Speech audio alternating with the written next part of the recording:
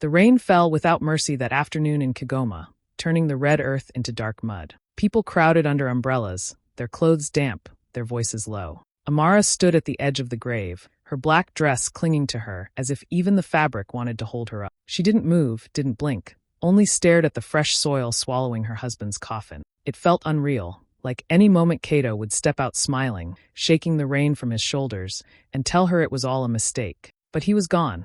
Just like that, her world had broken. Around her, the villagers whispered. Some pitied her, but others spoke with that sharp tone that carried more judgment than comfort. "A widow's life is over," one woman murmured. Another added, "She has no child, no land. What will she do now?" The words stabbed deeper than the cold rain. Amara heard them all, though they pretended she didn't. She bit her lip, holding back the cry that burned in her chest. She felt utterly alone. Her hands shook as she clutched the thin shawl around her shoulders, as though it could shield her not just from the rain but from the emptiness inside her. Loneliness wrapped itself around her tighter than the wet fabric. Kato had been her partner, her friend, her dream. Now there was nothing but silence, mud, and the sound of the rain washing away the last trace of him. In that moment, Amara wasn't just mourning her husband. She was mourning her future, unsure if she still had one. The rain had slowed to a drizzle when the last people began leaving the graveside. Some went quietly, others still whispering as they passed Amara. She stood rooted in place, her eyes heavy and swollen, her hands trembling as she tried to gather the strength to walk away from the spot where Kato now lay forever. She thought someone might come to comfort her, maybe her mother-in-law or one of the elders. But instead, she saw Chief Oba, her father-in-law, step toward her. He was a tall man with a proud face that rarely softened. People respected him in the village, some even feared him. Amara lowered her eyes as he came near, expecting him to offer a word of support, maybe even a blessing. But his voice was steady, almost casual, when he spoke words that made her heart stop. "You should become my wife now," he said. "That way, you remain in the family." For a moment Amara thought she had misheard. She blinked, the sound of the rain and her own heartbeat drowning her senses. But Oba stood there calmly, as though he had just suggested something as ordinary as sharing a meal. Her throat tightened, her stomach turned. She wanted to scream, but no sound came. Her husband's coffin had barely touched the ground. She was still tasting her own tears, and here was this man, Kato's own father, speaking of marriage. It felt like a curse, a betrayal not only of her pain but of Kato's memory. How could he think such a thing? How could he speak it aloud at his own son's funeral? Amara's knees weakened, and she gripped her shawl tighter, as if it might protect her from the shame pressing in. Her voice, small and shaky, finally broke through. "What did you just say?" Oba looked straight at her, his expression unchanging. "It is the proper way," he said. "You are a young widow. You belong to this family. If you become my wife, you stay under our protection. No one will chase you away." His words felt like poison, dressed up as kindness. Amara's chest burned. She thought of Kato, his laughter, the way he used to hold her hand, the promises they made about their future. To marry his father would not just be wrong. It would be like spitting on everything they had shared. She turned her head sharply, refusing to meet Oba's eyes, but he leaned closer. "Think carefully," he warned. "Without me, you have nothing. No house, no land, no children to speak for you. What will you do alone?" Amara's hands shook harder. She could feel the weight of the villagers' whispers still hanging in the air. She remembered those cruel voices. A widow's life is over. And here was Oba, confirming their words in the most horrifying way. He was not offering her comfort. He was staking a claim on her life, reducing her to property to be passed from one man to another. Her stomach twisted until she thought she might be sick right there in the mud. Her mind screamed, "This is wrong. This is unholy. This is not love. This is not family." Tears spilled down her face, but this time they weren't only for Kato. They were for herself, for the trap being set around her, for the insult to her grief, for the cruel shadow now falling over her husband's grave. She wanted to shout, to run, to push him away, but her body refused to move. Chief Oba straightened, brushing rain from his shoulders, as if he had merely stated a fact, nothing more. "I will give you time," he said calmly, "but this is the way. You will see it is best for you." Then he turned and walked off, leaving Amara standing by the grave, shaking from head to toe. The drizzle had stopped, but she felt colder than ever. The world seemed to tilt around her. She stared at the soil that covered her husband, the man she had loved, the man she was still mourning, and all she could think was, "How could they do this to me? How could they do this to him?" The whispers of the villagers had been painful before, but now, with Oba's proposal echoing in her ears, they felt like a prophecy coming true. A widow's life is over. Amara hugged herself and let out a broken sob. For the first time, she wasn't only grieving her husband, she was terrified for herself.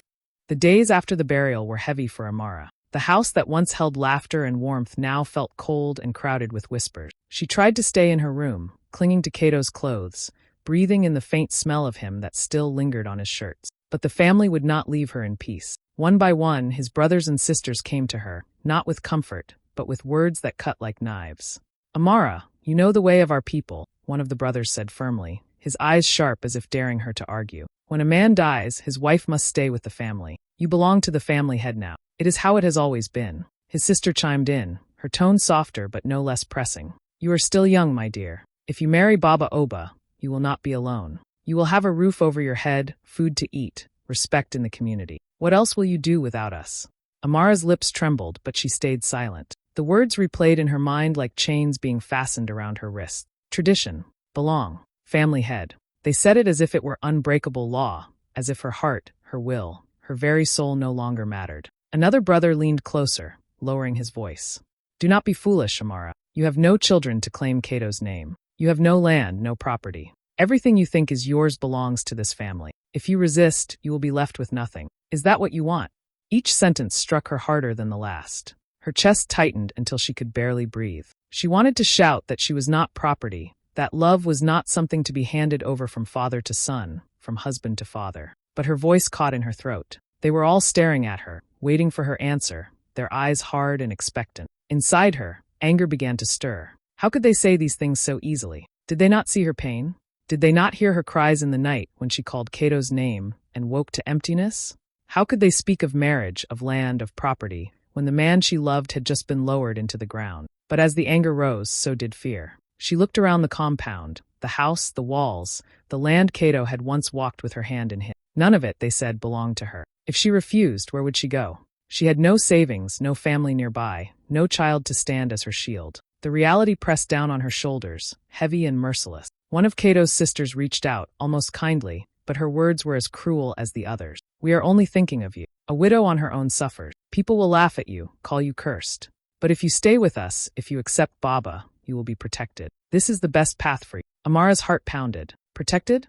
The very thought of being bound to Chief Oba made her stomach twist. How could they not see the horror of it? How could they not feel the shame of such a proposal? Yet to them, it was nothing strange. To them, it was tradition as old as the soil beneath their feet. That night, Amara sat alone in her room, her tears soaking Kato's pillow. The voices of his brothers and sisters rang in her head, circling her like vultures. "You have no child. You have no land. You belong to the family head." For the first time, she realized how trapped she truly was. Her love was gone, her home was no longer safe, and the people she once called family were now her chains. If she refused, she might lose everything. If she agreed, she would lose herself. The night felt endless, and as she cried, a single thought echoed in her broken heart. What choice do I really have? Amara lay awake one night, staring at the cracked ceiling, the voices of the family still echoing in her head. She shut her eyes tightly, as if by doing so she could escape from it. But instead of silence, memories came rushing in, memories of Kato. She remembered the very first day they met at university in Dar es Salaam. She had been sitting under a mango tree, a pile of books on her lap, trying to memorize notes for an exam. Kato had walked past, tall and confident, carrying only one notebook, and whistling a tune like he had no worries in the world. He stopped, grinned, and said, "Are you reading for both of us?"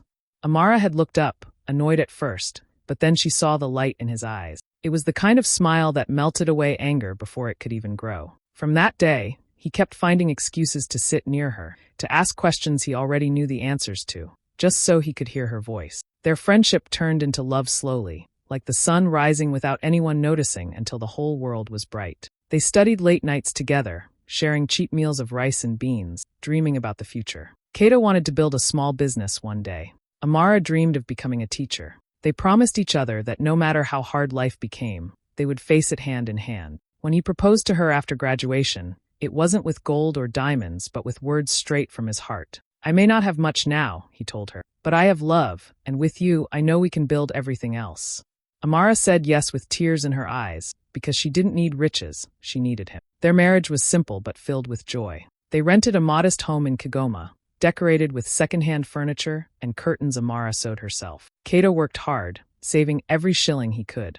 Amara supported him, taking small teaching jobs while cooking for him every evening. They laughed often, even when the money was short. They whispered about their future children, about the bigger house they would one day buy, about traveling back to Dar to show their kids where their love story began. But dreams don't always wait to die in old age. Sometimes they shatter in the blink of an eye. Amara could still see that terrible evening as if it were yesterday. The phone call that made her hands go cold. The voices rushing her to the hospital. The smell of medicine and blood in the air. And then the sight of Kato still lifeless, his face too quiet for a man who had always been full of laughter. A car accident, they said. Quick.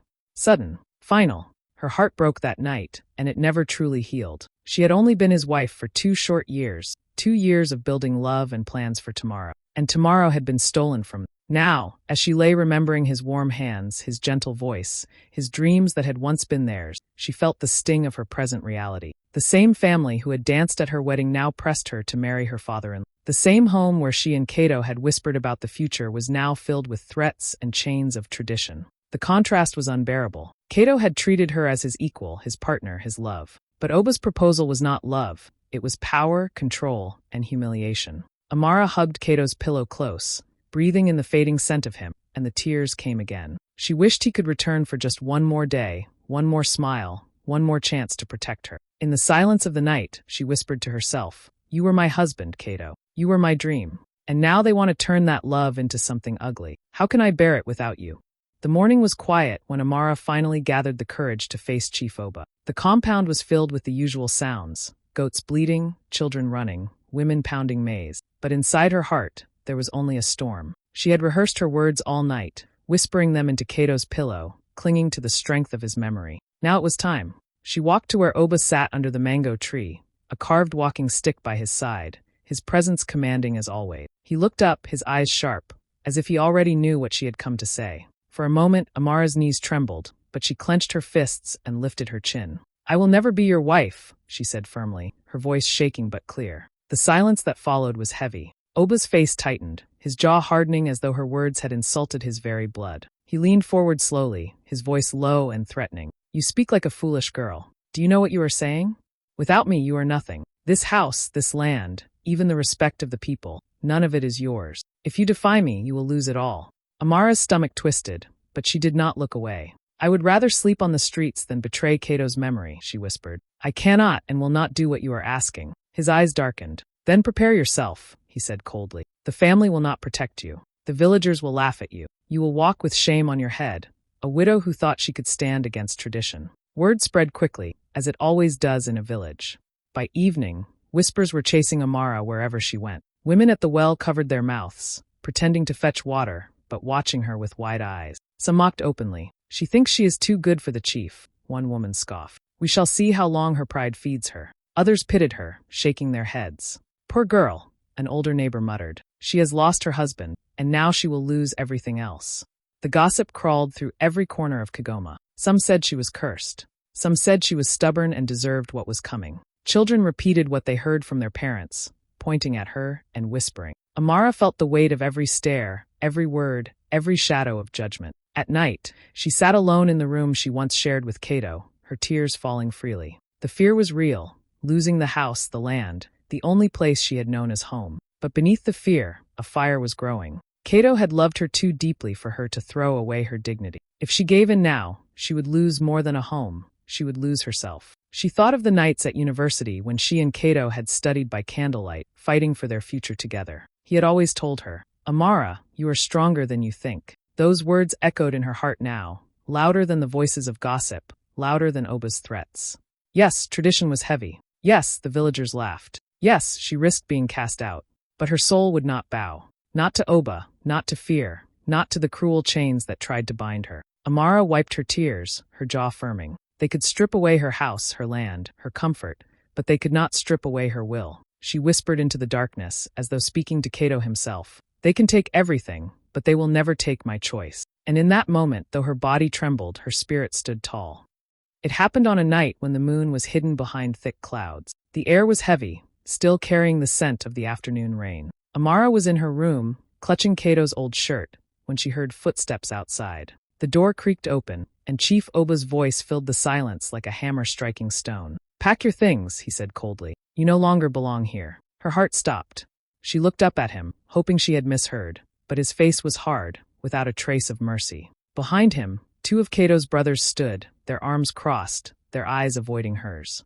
They didn't need to say anything. The decision had already been made. Amara's hands shook as she pulled a small bag from under the bed. She had almost nothing to pack: 2 dresses, a shawl, and the precious wedding photo she had kept hidden. She slipped Kato's shirt inside, her tears falling onto the fabric. Every corner of the room held memories: late-night laughter, whispered dreams, quiet prayers. And now, in a matter of minutes, it was all being ripped away. Oba stood watching, his presence heavy. "You chose your pride over the family," he said. "Now live with the consequences. From tonight, you walk alone." Amara wanted to scream, to beg, to remind him that she was still the wife of his son, still part of this family. But her words stuck in her throat. She knew pleading would change nothing. She closed the bag, lifted it with trembling hands, and stepped out. The compound that had once been her home was silent. No one came to her defense. No one whispered a word of comfort. Doors stayed shut, lights dimmed, as though the whole village wanted to erase her presence. She could hear her own footsteps on the dirt, the sound louder than it should have been in the still night. When she reached the gate, she paused, turning one last time. She half expected Kato to appear, smiling and calling her back inside. But there was only emptiness. The house that had held her dreams now stood behind her like a stranger. She wiped her tears roughly, forcing her feet to move forward. The streets were dark, broken lamps casting weak shadows. Dogs barked in the distance, and the wind carried the smell of wet earth. Amara hugged her bag to her chest as though it could shield her from the cold and the fear. With every step, her sobs grew heavier, shaking her whole body. She had never felt so alone, so unwanted, so abandoned. She sat down on a stone by the roadside, her tears blinding her. For a moment, she let the despair swallow her whole. "Kato," she whispered into the darkness, her voice cracking. "Why did you leave me here? Why must I carry this pain alone?" The night answered with silence. But in that silence, a strange spark lit inside her. Small, fragile, but real. She realized that though Oba had cast her out, he had not destroyed her. She was still breathing. She was still standing. She still had her will, and that was something he could not take. Amara wiped her face, though the tears kept coming. She rose to her feet, her bag still clutched tight. She didn't know where she would sleep that night, or what tomorrow would bring. The road ahead was full of shadows, and fear pressed against her chest like a weight. But somewhere deep inside, beyond the pain and the loss, there was a whisper of strength. She took a step forward into the darkness, broken but unbowed. And though her heart ached with every beat, that spark inside her refused to die. Dar es Salaam was nothing like Kigoma. The city was loud, crowded, always moving, with buses honking and people rushing in every direction. For Amara, it felt both exciting and terrifying. She arrived with nothing but her small bag and a heart still heavy with grief. A university friend, Nima, agreed to let her stay for a while, but there was no spare room. Amara slept on a thin mat on the floor, listening to the city noises outside the window at night, wondering how she would ever build a life again. Days turned into weeks as she searched for work. She walked the busy streets, going from one shop to another, asking if they needed help. Some employers barely looked at her before shaking their heads. Others gave her the kind of look that made her skin crawl, whispering about her widowhood as if it were a disease. More than once, she overheard people mutter, "She is cursed." That is why her husband died so young. The words stung, reopening wounds that had not even begun to heal. Nima tried to encourage her, but even her kindness could not erase the constant rejection. Amara began to feel invisible in the sea of faces, just another woman with no job, no home, no family to speak for. Many nights she cried silently on the floor, clutching her bag as if it were the only thing she owned in the world. Then one afternoon, her luck shifted. She passed by a small cafe near Kariako Market. The smell of fresh mandatsi and chai drifted out, reminding her of the mornings she used to cook for Kato. Something inside pushed her to step in and ask. The owner, an older woman named Mama Grace, looked her up and down. "Can you work hard?" she asked simply. Amara nodded quickly, hope flickering in her chest. That very day, she started washing dishes and cleaning tables. The pay was small, but to Amara it felt like gold. For the first time since leaving Kigoma, she had a place where she was useful. She greeted every customer with warmth, carrying trays with a shy smile, making sure no one's cup went empty. Her kindness did not go unnoticed. Regulars began to ask for her by name. Some would leave extra coins on the table, telling Mama Grace, "That girl has a good heart. Don't ever let her go." Little by little, Amara saved money. She spent nothing on herself, not even on new clothes, holding on to every shilling. Instead, she spent her free time in the tiny kitchen, watching how Mama Grace prepared chapati, samosas, and pulao. She asked questions, eager to learn. Cooking had always been her way of showing love, and now it felt like a gift she could turn into a future. Months later, with a few notes tucked carefully in a small box under her mat, Amara took a brave step. She bought a charcoal stove, a few pots, and some ingredients. With Nima's help, she started selling food to busy workers on the street, simple meals of rice, beans, and fried fish. At first, she worried no one would buy from her. But soon people returned, not just for the food, but for her gentle smile, her respectful words, the way she remembered how each person liked their tea. What began as a few plates turned into something bigger. Word spread quickly. There is a widow near Kariakou who cooks with magic in her hand. The mockery she had once faced was now being replaced with admiration. Amara could feel the spark inside her growing stronger. She was no longer just surviving. She was building. Every coin she earned carried her closer to freedom. Every meal she cooked carried Kato's memory, reminding her that love could still grow, even from pain. And though her journey was far from over, Amara knew one thing for sure. She was no longer the broken woman cast out in the night. She was a woman rising, step by step, with her own strength. Amara's small street business grew faster than she ever imagined. What started with a few plates of rice and beans soon became a crowd of hungry workers lining up for her food. She would wake before sunrise, rushing to the market to buy fresh ingredients, then cook with care and love as if each meal was for family. Her stall became so busy that she sometimes sold out before noon. People said her food had something special in it, not just flavor, but heart. One evening, as she counted the coins she had saved, Amara realized she had enough to take the next step.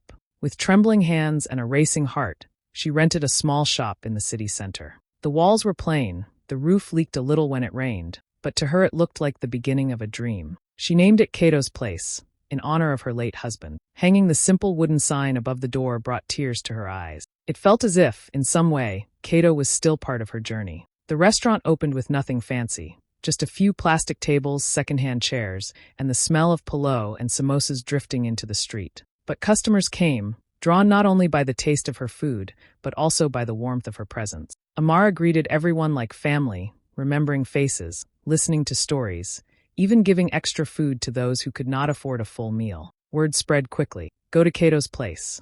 You'll leave with a full stomach and a lighter heart. Soon, the little restaurant was buzzing every day. Taxi drivers, office workers, market sellers, even university students crowded the tables. Some came just to meet the widow who refused to be broken. Her story traveled through the streets, inspiring people who had once whispered curses about her. Now they spoke with admiration. But Amara's heart carried more than ambition for herself. She remembered the pain of being cast out, the loneliness of being labeled cursed, the fear of walking with nothing but a small bag in her hand. She thought of other widows, women like her who had been pushed aside by tradition and left to suffer. So when her restaurant grew busy enough, she hired them. One by one, women who had been abandoned found work at Kato's Place. Some washed dishes, some cooked beside Amara, others served customers with smiles that were slowly returning to their faces. The restaurant became more than a business. It became a home for the broken, a place where rejected women found dignity again. Customers noticed and respected it even more.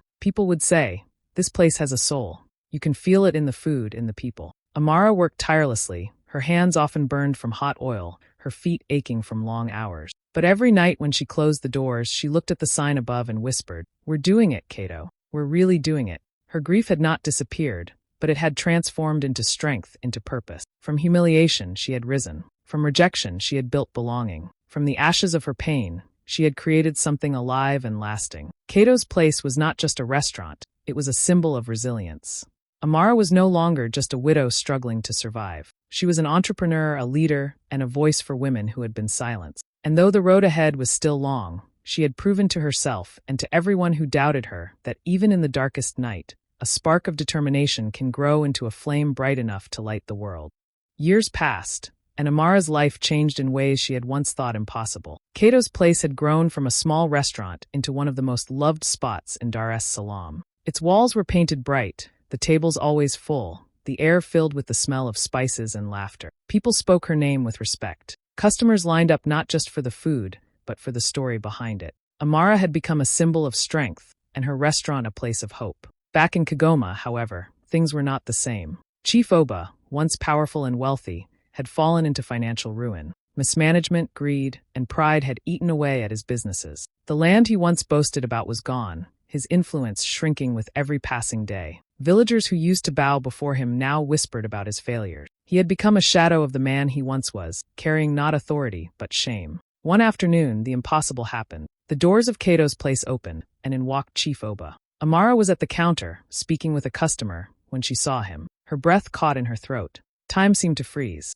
The man who had once thrown her into the night with nothing but a bag now stood in her restaurant, his clothes faded, his face lined with work. He looked around in disbelief at the bustling place, at the widows working cheerfully, at the customers calling out orders with smiles. His eyes returned to Amara, and for the first time, she saw not pride in his gaze but defeat. "Amara," he said quietly, almost like a plea. "You have done well, very well." His voice cracked, and it was clear the years had worn him down. "I did not imagine you would come this far." The customers, many of them from Kigoma, recognized him immediately. They whispered among themselves, the same voices that once mocked Amara, now buzzing with admiration for him. "Do you see? The chief is here, begging the widow he once cast out." Others shook their heads. Life has turned its wheel. Oba stepped closer, lowering his head slightly, something he had never done before. "I came to ask for forgiveness," he said. "I wronged you. I should have protected you, not shamed you. I should have given you comfort, not fear. Please forgive me." Amara's heart stirred with a mix of emotions. She saw the man who had humiliated her, who had tried to chain her life to tradition and power. But she also saw the broken man standing before her now, stripped of wealth and pride, looking at her as if she were the only light left in his darkness. The restaurant had fallen silent. All eyes were on her. Villagers who once said, "A widow's life is over," now waited to hear her response, amazed at how the story had turned. Amara stood tall, her apron tied around her waist, her hands steady. She was no longer the trembling widow who had left Kigoma in the night. She was a woman who had built an empire from ashes. Oba's lips trembled as he whispered, "Help me, Amara. I have nothing now. You are strong. You have everything. Please." In that moment, Amara felt the weight of the past pressing on her shoulders. The betrayal, the shame, the nights she cried herself to sleep on a cold floor. But she also felt the strength of the present, the women she employed, the customers who believed in her, the dream she and Kato had once shared now alive in Kato's place. The tables had turned. The same villagers who had laughed at her were now praising her strength. The man who had called her nothing was now standing before her, asking for her grace. Amara looked into Oba's weary eyes, and she knew. This was the day of reckoning. Amara looked at Chief Oba for a long moment, the restaurant silent around them. She saw the man who had once cast her into the night, the man who had tried to claim her as his own when she was broken and grieving. But she also saw what life had done to him, how pride had crumbled into emptiness. Her voice was calm, steady, filled with a dignity he could not shake. "When you wanted me as your wife, you thought I was powerless," she said. "You thought my life was over. But I am more than a widow. I am a builder of empires."